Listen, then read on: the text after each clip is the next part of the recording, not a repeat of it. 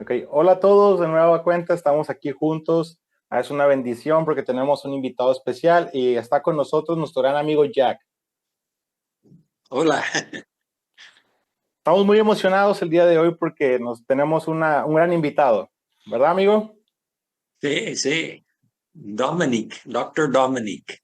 Sí, el próximo maestro que nos va a hablar acerca del libro de Proverbios. Bienvenido, doctor Dominic. Es un gusto tenerle por acá. No, es un gusto estar aquí con ustedes. Muchas gracias. Gracias por la invitación. Para aquellos que no saben o no conocen acerca de doctor Dominic, él es actualmente director de Talbot en español, ¿verdad, doctor? Sí. Están Tal vez en haciendo español. están Oye, haciendo un excelente trabajo. muchísimas gracias. ¿Cómo es que tú sabes? Sé que es una escuela excelente. Y ¿Cómo sabes? actualmente soy parte estoy cursando una Sí, maestría ahí. es experiencia con Sí, nosotros, ¿verdad? sí, son unas clases excelentes, se las recomiendo. Gracias. Gracias. Sí, pero la pregunta ¿es Héctor un buen estudiante o no? Vamos a hablar de eso después de la entrevista, si está bien. Híjole, Hay que hablar de eso después. No, de hecho, sí. después de mi visita a Hermosillo. Pero Ok, ok. Sí. Okay. Bueno, para los que no saben, doctor Dominic es mi profesor también. Y la verdad, en este tiempo que hemos estado aprendiendo acerca del Antiguo Testamento, ha sido unas clases excelentes. Y gracias. en el próximo mes de marzo, él es el que nos va a hablar acerca del libro de Proverbios y cómo comprenderlos. Pero Jack tiene unas preguntas también que quiere hacer a doctor Dominic para poder conocerlo un poco más y que los estudiantes que estarán participando en este próximo curso puedan adentrarse más en lo que doctor Dominic ha estado haciendo en estos últimos años. Sí, yo estoy interesado en Dominic. ¿Dónde viene? Ya están viviendo en Estados Unidos, pero creo que viene de otros lugares. ¿Cuál es tu historia, tu historia? Sí. Eh, Bueno, mi historia personal de cierta forma es una historia única, pero también de otra forma es una historia muy común. En este sentido, yo soy puertorriqueño, boricua, nacido en la ciudad más grande de Puerto Rico que se llama Nueva York. Muchos boricuas llegaron a Nueva York en la última generación. Yo soy uno de ellos. Mi familia es de Vega Alta, Puerto Rico. La mitad de mi familia, de mi madre, es de Puerto Rico y la otra mitad es de Cuba. Mi abuelo, de parte de mi papá, era de Cuba. Y hay toda una historia con eso, pues nunca tuve privilegio de conocerlo, tuvo que regresar a Cuba, pero hace como 2 años por fin pude conocer a mi familia en Cuba. Entonces, soy boricua, pero también con sangre cubana. Em, Tengo ahora 44 años, terminé el doctorado en Antiguo Testamento hace 8 años, así que estoy en mi 9º año enseñando por aquí en los Estados Unidos. Hice mi doctorado en Antiguo Testamento, no hay un departamento de Antiguo Testamento en Israel donde hice mi doctorado, así que por allá en Israel dicen que es la Biblia. Hice mi doctorado en el departamento de Biblia y estudié idiomas semíticos, o sea, mi doctorado es con un énfasis en idiomas semíticos. Y por lo tanto tuve la oportunidad de estudiar mucho de los idiomas semíticos cuando estaba en Israel, que incluye obviamente el hebreo bíblico, el hebreo moderno, yo estudié en hebreo moderno, todos mis cursos fueron en el hebreo moderno, pero también árabe, acadio, ugarítico, arameo y otros idiomas. Eh, y utilizo todas esas destrezas que pude obtener, gracias a Dios, cuando estaba en Israel, para ser filólogo. O sea, lo que hacen los filólogos es que hacemos filología. Comparamos diferentes idiomas semíticos, en este caso, con la retórica y el lenguaje que vemos en la Biblia, tratando con el propósito de averiguar el texto bíblico mejor. Entonces, eso es lo que hago profesionalmente. Estoy casado con Gaby, tenemos 22 años de casado y ella es de Guadalajara, Jalisco, México. Nos conocimos en Puerto Rico, en la universidad allá. Nosotros estudiamos en la Universidad de Puerto Rico, en Río Piedras, por un rato. Ahí es donde nos conocimos. Y ella luego, después de unos cuantos Tapatía, años, ¿cómo? Tapatía, exactamente. sí, Es Tapatía. una de las Chivas. Sí. Eh, Sí, pero no hablamos de fútbol ni de política en No, mi casa. ahorita no, ahorita no. Especialmente ahora en estos días de béisbol, porque México está ganando a Puerto Rico. Esto es Ah, increíble, nunca pensé que iba a haber estos días, pero no hay que hablar de deportes aquí. Eh, no, pero ahí tenemos, hace 14 años el Señor nos regaló un niñito que se llama Yair, ya no es tan niñito, tiene 14 años, y hace 8 años el Señor nos regaló una niña que se llama Yael. Y es un poquito de mi historia, mi trayectoria, mi historia personal y mi trayectoria profesional. genial. Ah, Va a que ser, es interesante. amigo Jack, va a ser la primera vez que viene alguien de Puerto Rico, ¿verdad? Sí, es la primera vez. Pero tenemos un pastor de Cuba aquí. Sí, Sí, no. El pastor de Cuba puede traducir. es el pastor de nuestra Sí, congregación. Ujú. Sí, eso me estaba diciendo el otro equipo de Talbot en español que fue para allá, que había un pastor cubano. Sí, Sí. sí. Pastor Noel, un saludo le mandamos. sí, sí. Una pregunta, entonces, ¿qué vienes a enseñar en marzo acerca del libro de Proverbios? Sí. Y nos gustaría saber, sabemos que tienes un libro acerca de lo que vas a enseñar, que se llama Cómo leer Proverbios. Por si no lo han comprado, búsquenlo en Amazon, lo pueden encontrar. Pero, ¿por qué te ha gustado este libro y por qué lo elegiste? ¿Qué es lo que te Ujú. llamó la atención de él? Bueno, esto sí tiene un poquito de historia porque hice mi doctorado en el libro de Job y otra literatura del antiguo Próximo Oriente. O sea, mi primer libro que escribí es un libro que se llama La prosperidad del impío, salió en español, se llama La prosperidad del impío y se trata de este problema de la prosperidad del impío, tanto en el libro de Job como en otra literatura del antiguo Próximo Oriente, literatura que fue escrita en acadio, ugarítico, arameo, diferentes idiomas, especialmente los idiomas semíticos, en el antiguo Próximo Oriente. Ahora, esto es lo que pasa. Obviamente, el libro de Job es un libro poético. Muchos ya saben eso. Después de prólogo, los primeros 2 capítulos, encontramos casi 100% poesía. También es uno de los libros que muchos dicen que es literatura o parte, por lo menos forma parte de los libros sapienciales. Ahora hay un poquito de controversia con respecto a ese término sapiencial.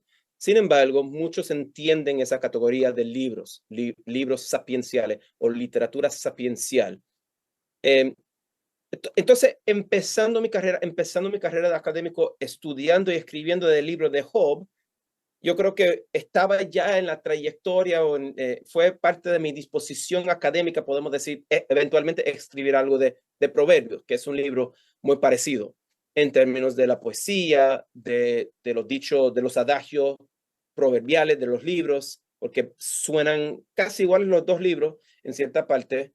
Pero esto es lo que, entonces, ideológicamente, o sea, podemos decir, filosóficamente, académicamente, esa fue la trayectoria. Yo iba eventualmente a escribir algo de Proverbios porque ya le había metido mano al libro de Job y Proverbios viene no mucho después. Sin embargo, así fue en práctica. Yo había terminado el doctorado y estaba tratando de publicar mi primer libro, del libro de Job, ese libro de la prosperidad del impío, que puedo llevar también a México conmigo.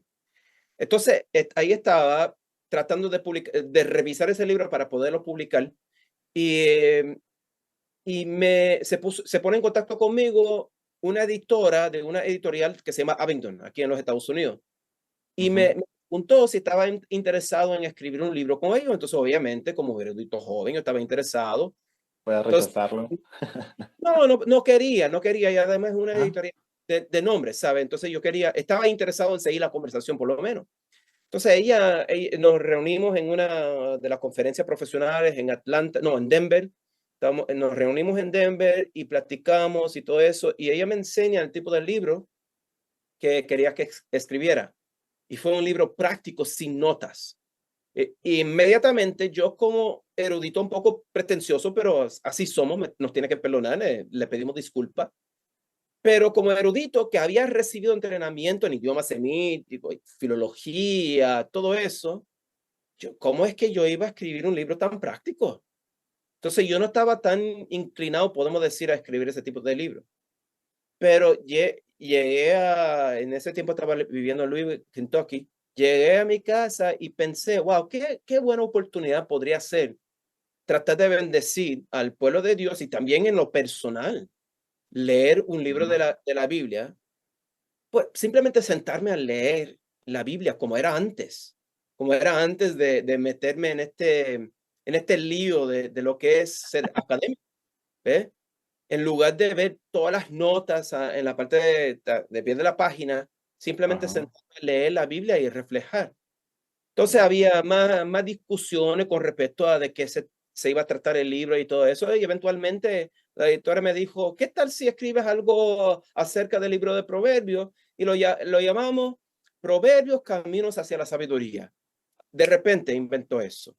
Yo dije, muchacha, pero ¿por qué no me dijiste eso hace un mes? Claro, yo voy a escribir ese libro, ese libro que voy a escribir. Y ese es el libro que escribí. Y de hecho, hablando un poquito de la metodología de escribir ese libro, me senté con el libro de Proverbios en inglés, español y hebreo, los idiomas que sé, diferentes versiones, y simplemente leí el libro de Proverbios por un año y escribí ese libro de esa manera sin notas. Fue una bendición. Qué pretenciosa era, sigo siendo de vez en cuando, orgulloso, pensando que tenía que citar a cada erudito de su mamá para escribir un buen libro. Que el Espíritu de Dios todavía nos enseña a través de las palabras de la Biblia. Okay. Genial. ¿Tú tienes alguna pregunta, amigo? Amigo Jack. Sí, ¿tienes un proverbio favorito después de todo este tiempo en el libro de Proverbios? ¿Sabes qué? Es interesante que preguntas eso, porque si me hubiera preguntado hace 5 años, hubiera dicho, no sé, porque tengo unos proverbios memorizados, hubiera dicho 2 o 3 proverbios favoritos. Pero una de las metas de este libro, que es interesante, en mi Ajá. opinión, es facilitar un entendimiento del libro de Proverbios como un libro y no necesariamente como adagios separados favoritos. Ok. Entonces, diría, Ok. yo creo que mi parte favorita es Proverbios capítulo 31, versículos 10 a 31. Ese último poema. Con la mujer, ¿no? Vamos a hablar de eso en persona. Pero yo no estoy 100% seguro que ese poema se trata de una mujer. Una mujer Ok. específica.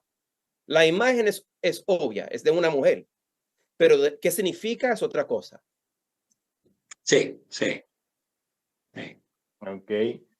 Y ahorita que mirábamos esto, que nos comentaba acerca del el capítulo, vamos a ponerle así, que más le ha llamado la atención, ¿qué es lo más difícil o el reto que te ha tocado en este tiempo de enseñar proverbios? ¿Cuál ha sido el reto, tanto en lo personal, pero también hacia tus estudiantes?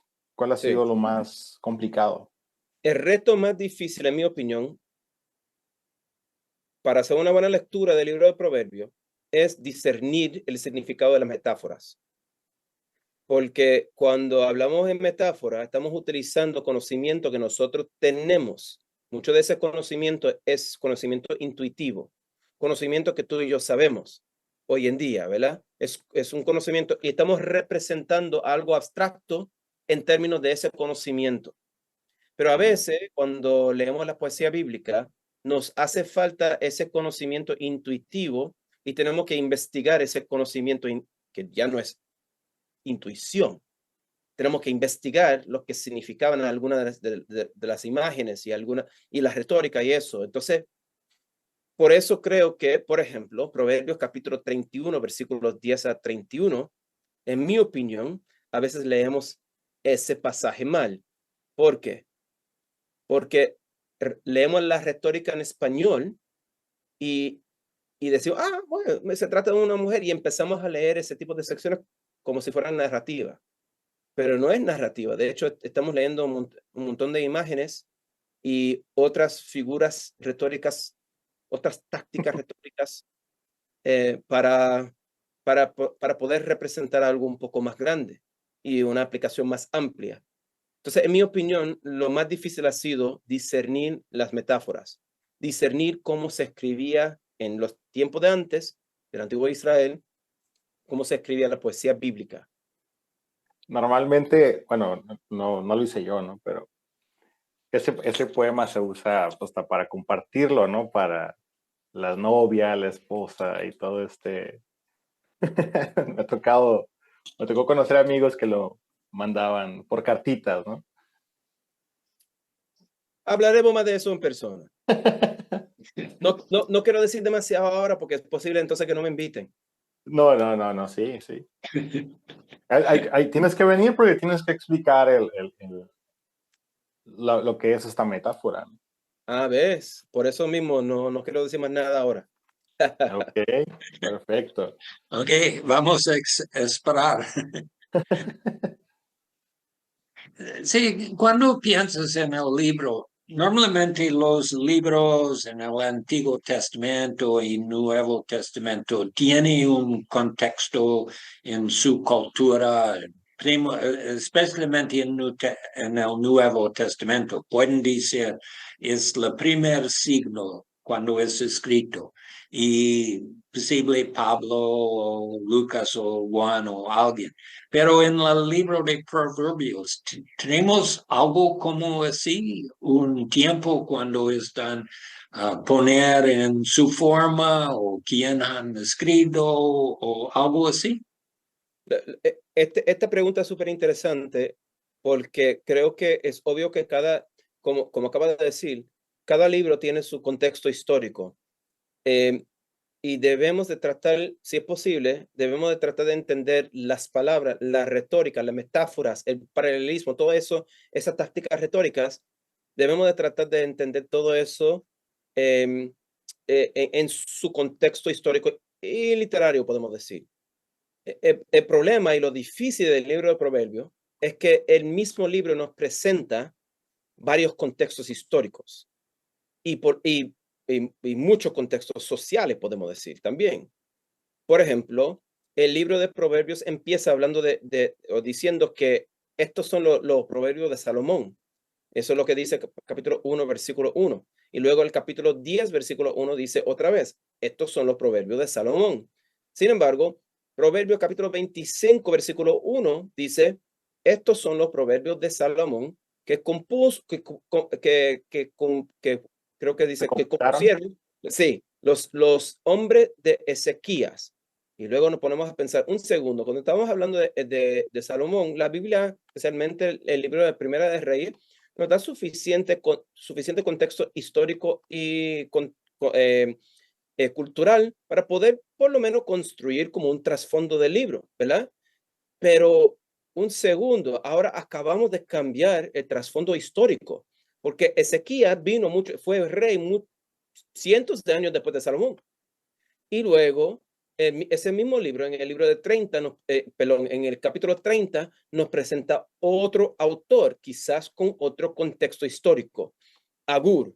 Y luego, otro autor, podemos decir otra persona, otro personaje, aparece en el capítulo 31, Lemuel, y dice el autor o el narrador en ese contexto, que lo que estamos viendo en el libro de Proverbios capítulo 31 son las palabras de la madre de Lemuel. Entonces, ahí en ese mismo libro podemos ver varios contextos históricos, literarios, culturales. Es razonable sugerir que lo que tenemos son todas esas culturas mezcladas.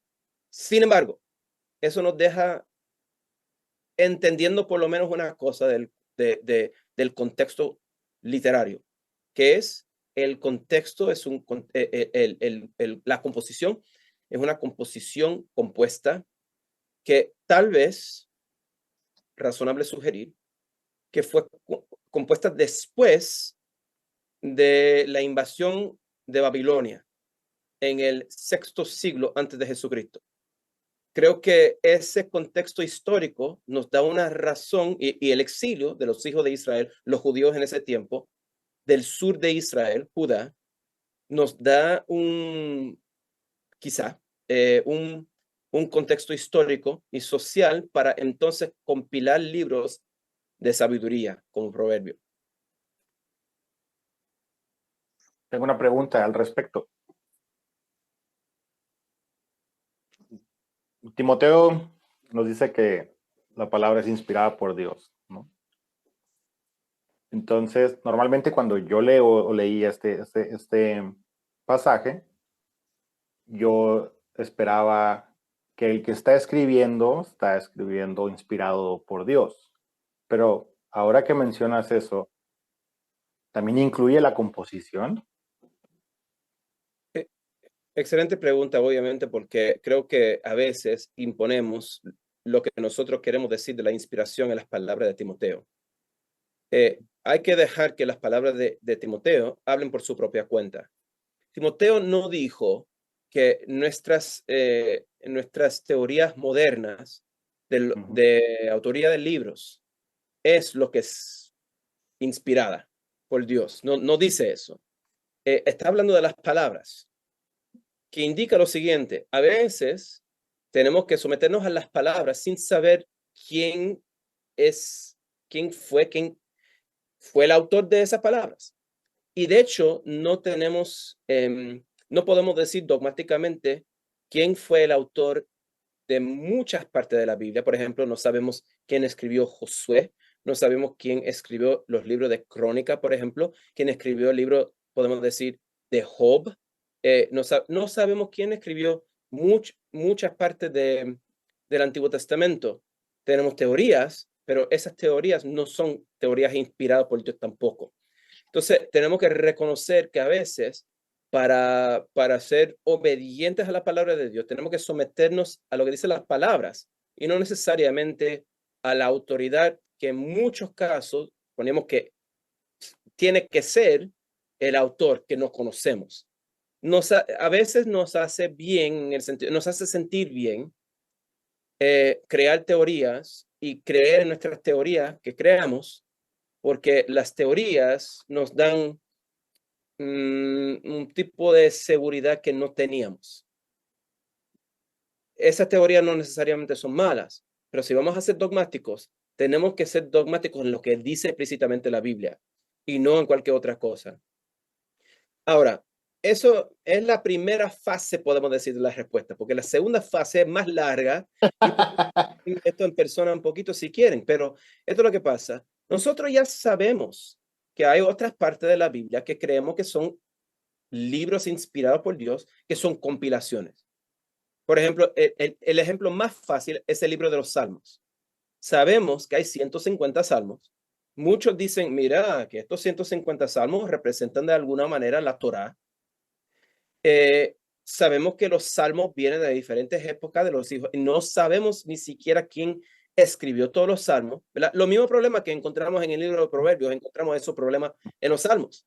Una compilación de diferentes adagios, podemos decir, de composiciones pequeñas o varias, una diversidad de composiciones. Encontramos eso mismo en el libro de los salmos, pero nadie tiene problemas diciendo, pues el libro de salmos obviamente es un libro compuesto. Pero una de las teorías que enfrentamos con el libro de Proverbios es que ese libro es de Salomón 100%.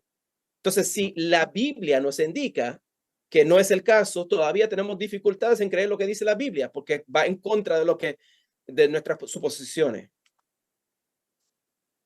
Ok. ¿Entendiste, amigo? Entonces, sí, este libro es tan, puse en su forma después la exilio o en el exilio. ¿Qué quiere enseñar la gente con un tema muy grande? No sé qué tanto debo de decir o la gente no va a llegar a la conferencia, porque de eso vamos a hablar. Eso mismo. Puedes decir, nos vemos el 14 y 15. Nos vemos el 14 y 15, pero en breve. Antes de preguntar esa pregunta, Jack, esto es lo que pasa. Tenemos que admitir que si no hemos estado buscando propósitos de un autor, cuando digo autor ahora estoy hablando del compilador, de un autor inteligente y sabio, tenemos que admitir, la primera cosa que tenemos que admitir es que hemos estado leyendo el libro de Proverbios mal. Porque si el libro de Proverbios consiste de muchos adagios que fueron tomados y compuestos como todo un libro, el autor inspirado por Dios lo hizo con propósitos teológicos y divinos, podemos decir. Entonces, el propósito de leer el libro de Proverbios no es memorizar ese versículo, memorizar ese adagio, pero es buscar cuáles son los propósitos teológicos que eran importantes en el contexto del autor, cómo debemos de buscar esos propósitos teológicos y cómo podemos aplicar esos propósitos teológicos hoy en día. Ese tipo de lectura es una buena lectura del libro de Proverbios si leemos esos versículos que acabo de mencionar, que dicen que indican que el libro es una composición compuesta. Si tomamos esos versículos en serio, terminamos preguntando esas preguntas. ¿Cuáles son los propósitos teológicos? Y cómo leemos el libro de Proverbios para poder buscar esos propósitos teológicos. Y de eso vamos a hablar el día 14 y 15 de marzo. Qué bueno. Qué bueno. Sí. Y yo creo que esta es mi última pregunta. ¿Qué le dirías a una persona que ya sea que sea joven o que esté adentrándose a leer este libro? ¿Cuál es tu recomendación? Siempre mi recomendación con cualquier parte de la Biblia, si es una persona que está estudiando la Biblia por primera vez, es leer la Biblia es mejor que no leer la Biblia. Punto y aparte. Punto aparte y pausa. O sea, la Biblia es que el Señor no nos dio la Biblia para darnos miedo. Eso no fue el propósito principal, por lo menos de las escrituras, ¿verdad? No nos dio esas escrituras para que no las leyéramos. Tenemos esas escrituras para leerlas. Y como muchos de nosotros hoy en día tenemos el privilegio de poder leer, hay que meterle mano a esa lectura y tratar. Entonces, decir que podemos mejorar nuestra lectura el propósito de decir eso no es desanimar a personas que no han leído bien o que no saben leer muy bien o que no han leído mucho de la Biblia. El propósito de eso es decir, todos podemos mejorar nuestra lectura bíblica, todos. Los eruditos, el niño que tiene 6 años, la mujer que ha estudiado la Biblia por 20 años por su propia cuenta, todos podemos mejorar nuestra lectura y es a través de mejorar nuestra lectura que podemos deducir entonces los principios bíblicos que podemos aplicar en nuestra vida. Entonces, una mejor hermenéutica, una mejor lectura facilita mejor aplicación en la vida de todos. Entonces, el primer consejo que daría es lee. Vamos a hablar de cómo tú lees después, pero métele mano, hay que intentar. ¿Ve? Y es a través de leer en una comunidad, de leer con no solamente pastores, pero hermanos y hermanas, para leer en el contexto de un estudio bíblico, para quizás si tiene la oportunidad de ir a un instituto bíblico, un seminario, es a través de leer en todo ese tipo de contextos que, pues entonces nuestra lectura se va refinando poco a poco. ¿Hasta cuándo? Hasta que entendamos todo. No, no es así. Hasta el día de que el Señor nos llame al cielo, porque hasta ese día podremos mejorar nuestra lectura bíblica y de esa manera mejorar la aplicación bíblica. Ok. Okay. Entonces, estamos en un camino y en nuestra vida es más importante cómo es el camino que estamos, no vamos a entender todo, pero estamos a aprender, estamos en un camino para mejorar. Seguro que sí, seguro que sí. Cuando el Señor creó a los seres humanos, nos creó como seres finitos, no como pequeños dioses. Literalmente, a veces tenemos estas expectativas de si leemos la Biblia 5, 6, 10 veces, vamos a poderla entender toda. No somos pequeños dioses. Nuestra responsabilidad es serle fiel al Señor a través de ser estudiantes de su palabra, sabiendo que su palabra es la autoridad de nuestras vidas y tomamos de esa manera, o sea, queremos ser obedientes a lo que dice su palabra, pero para poder ser obedientes tenemos que deducir buenos principios bíblicos y leer la hermenéutica. Una buena lectura de la Biblia es lo que nos ayuda, lo que facilita la aplicación de la Biblia en nuestras vidas, especialmente si se trata de libros difíciles como Job, Proverbios, Eclesiastés y otros libros que suelen confundir. Okay. Ok, entonces, hermanos, ya saben, 14 y 15 de marzo los esperamos en Hermosillo, Sonora, para nuestro siguiente curso en Súnesis con el doctor Dominic Hernández de la Universidad Talbot en español. Estoy súper emocionado. Nunca he ido a Hermosillo. He ido a México muchas veces. Es diferente. Jalisco, a diferentes estados, ¿verdad? Y hasta tengo planes de viajar a diferentes partes de México, pero nunca he ido a Hermosillo. Así que estoy súper emocionado de poder conocer a Hermosillo, poder conocer a mis hermanos, ustedes y las hermanas que nos esperan por ahí. Y si quieres saber un poquito más, no solamente del libro de Proverbios, pero también de Talbot Español, les animo que vayan y que platiquen con nosotros. Estoy esperando con mucha ansiedad y emoción tener la oportunidad de interactuar con los hermanos y hermanas en Hermosillo, México. Muchas gracias. Doctor, una pregunta más. ¿Dónde pueden conocer más de ti? ¿Dónde pueden aprender más acerca de lo que haces? Muchas gracias. Estoy en todas las redes sociales con un nombre que tiene que ver con Dr. Dominic. O sea, el Dr. Dominic o Dr.Dominic. Estoy en Instagram, en Facebook, en X, en TikTok. Estoy en todas las redes sociales, Dr. Dominic, con ese nombre o algo relacionado a ese nombre. Me van a poder conseguir. También tengo una página de web que tiene muchos recursos como este tipo de podcast, que es Dom S. Hernández, domshernandez.com. Y por ahí también se puede poner en contacto conmigo a través de un pequeño formulario en mi página de web o a través de las redes sociales. Y hay enlaces en mi página de web a todas las redes sociales. En YouTube también, que está encendido. Mi canal de YouTube está encendido. Muy buenos, son muy buenos. Yo los sigo, no todos, Gracias, pero gracias. algunos. Sí, pero tú lo tienes que hacer a fuerza, porque por lo de Pues sí. y eso. Sí, lo que no saben es que ya respondí varias preguntas de las tareas aquí. ¿Ves? Bueno. Los privilegios de entrevistarme, ¿verdad? O invitarme a tu iglesia. Sí, sí, la verdad que sí. Va a ser un privilegio tenerle por acá, doctor. No, será un privilegio conocer e interactuar con los hermanos y hermanas allá.